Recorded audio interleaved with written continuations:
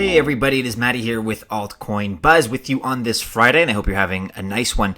Today we're talking about the main focus, which is going to be the fact that Binance did not disclose information ahead of time when it was aware of that information relating to the hack of personal data that occurred recently. That goes along with the 7,000 Bitcoin hack info. And luckily for Binance, the price of BNB really didn't suffer, and that's because of a holding structure for investing in the Perlin IEO. And there's some information that we're going to be discussing as it pertains to that. We have covered Perlin in the past, so we'll point you in the direction of a video that we've made for them. Let's begin here with more information on the topic on altcoinbuzz.io. A noble hacker, or a regular one, the story of Bnatov Platon, article here by Licia. Platon, that's his alias at least, or her, is claiming to possess Binance users' KYC, Know Your Customer information, in a peculiar demand for 300 Bitcoin.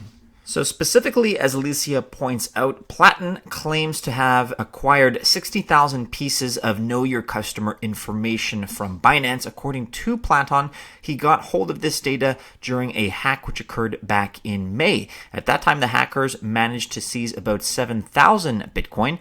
Binance also revealed that malign actors stole code APIs, two-factor codes, and potentially other information. But Platon is allegedly saying that that was not part of the heist. Apparently, he performed an additional hack on the hackers, one of whom was an insider, and according to him, the insider was the one to release the APIs. Platon also sent CoinDesk a code that he purportedly used to access, quote, a backdoor placed in Binance's server by an insider. It seems as though the code works. Quote, this is highly likely to be an API key attack. That's according to Victor Spacht, CTO at blockchain development firm Visible Magic. Quote, they harvested API keys from somewhere, and Spacht went on to suggest that an insider might be indeed behind this all. So the potential issue of an insider being involved now raises new questions. Motivations and agendas are, of course, still up in the air. And 300 Bitcoin, don't forget, is more than just a paltry sum.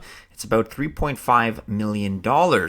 Quote, people keep asking, why are you releasing those Know Your Customer photos? How'd you get them? The reason I am releasing those KYC is simple, to warn you people who are dealing on Binance. They wrote, if I needed money, I would sell it underground, not publish it. So if you're a user of Binance and you're worried, you're asking yourself, are you in danger? Well, it's a natural question to ask. Binance customers are now wondering whether their money is safe, and the answer is far from unambiguous and depends on whom you choose to believe. You may want to check out the official Binance press release. We'll point you in the direction of that publication toward the end of this video. Let's switch gears now and take a look at what CoinDesk had to write on the issue recently.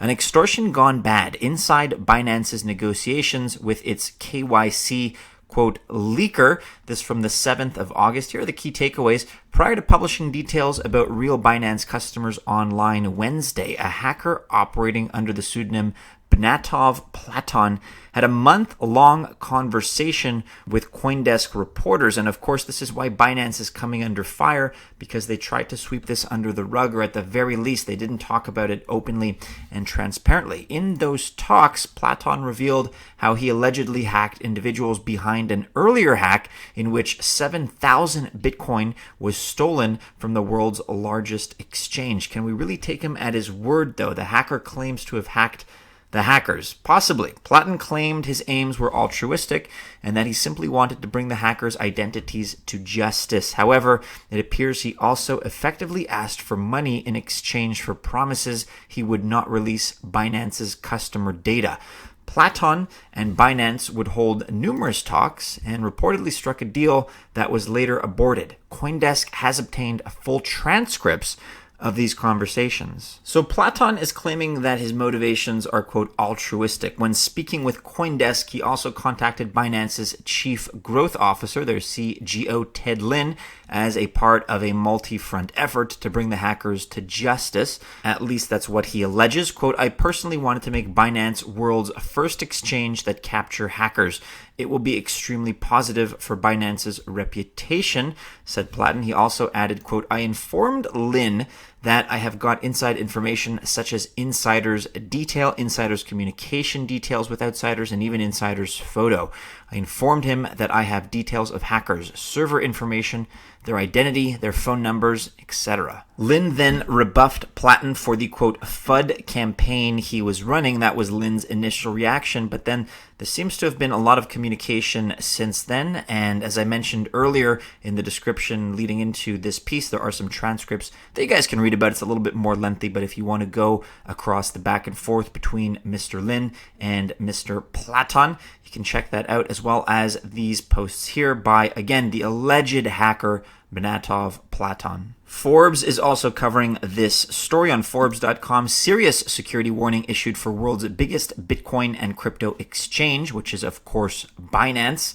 And much of this information is the same as what we've just covered. Of course, the alleged security leak, I think it's been confirmed at this point, let's be honest, could affect up to 60,000 individual users who sent information, personal identification to Binance over the last year, Bitcoin and cryptocurrency website CoinDesk reported. And as many of you know, in some ways, this is a more sensitive issue than just a regular hack, because now, whether it's this guy Platon or other hackers, whoever is responsible, they now potentially have access to identity information. And of course, that is how hackers can open different accounts on different exchanges. That's the kind of information that they can use.